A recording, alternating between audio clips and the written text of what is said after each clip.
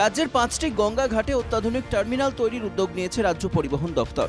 হুগলির চুঁচুড়া, হাওড়া জেলার হাওড়া ও নাজিবগঞ্জ, উত্তর 24 পরগনার পানিহাটি এবং কলকাতার শিপিং ফেরিঘাটে এই ধরনের টার্মিনাল তৈরির সিদ্ধান্ত নেওয়া হয়েছে।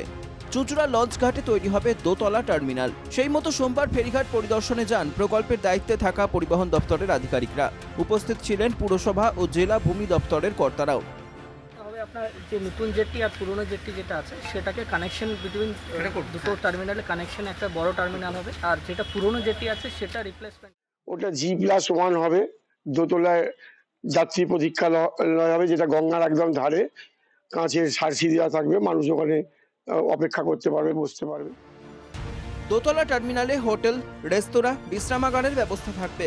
খবরে খুশি নিত্যযাত্রী থেকে লঞ্চ ঘাটের কর্মী সকলে। প্রাথমিক কাজটা ওনারা করেছেন, মাপজোকের একটা কাজ, মাপঝোঁকের একটা করেছেন। ভালো, যত তাড়াতাড়ি হয় ততই ভালো। অবশ্যই ভালো পরিবর্তন হচ্ছে, এটা তো খুব ভালো জিনিস না। মানে এখানটা আমরা প্রতিদিন যাতায়াত করছি, এখানে ট্রেনের সেট আছে, এটা যদি দোতলা হয় তো অবশ্যই ভালো জিনিস। পরিষেবাও কি ঠিক হোক? পরিষেবা একটুখানি আমার মধ্যে পরিবর্তন করা উচিত। মানে আগের থেকে ভাড়া এমন বাড়ছে, ভাড়ার সাথে তো পরিষেবাটা। চুঁচুড়া লঞ্চঘাট এলাকায় ব্যবসা করে বহু মানুষ। অত্যাধুনিক টার্মিনাল হলে উচ্ছেদ করা হবে না তো? চিন্তায় ঘুম উড়েছে ব্যবসায়ীদের। হলে তো আমাদের তো একটা জায়গাও দিতেও হবে না, আমাদের তো পেট চালাতে হবে, তো পেটের ব্যাপার আছে না।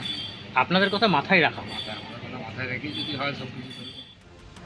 টার্মিনালকে কেন্দ্র করে 500 মিটার এলাকা জুড়ে সৌন্দর্যায়নের কাজ করবে নগর উন্নয়ন দফতর। প্রতিদিন প্রায় 10,000 মানুষ লঞ্চ পরিষেবা ব্যবহার করে। অত্যাধুনিক টার্মিনাল হলে এলাকার উন্নয়ন হবে মনে করছেন সকলে। চুঁচুড়া থেকে প্রবীর প্রামাণিকের রিপোর্ট, NKTV বাংলা।